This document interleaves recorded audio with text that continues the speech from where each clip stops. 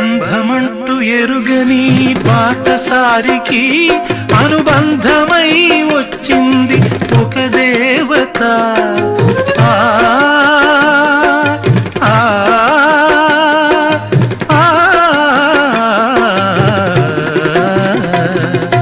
బంధమంటూ ఎరుగని బాటసారికి అనుబంధమై వచ్చింది ఒక దేవత.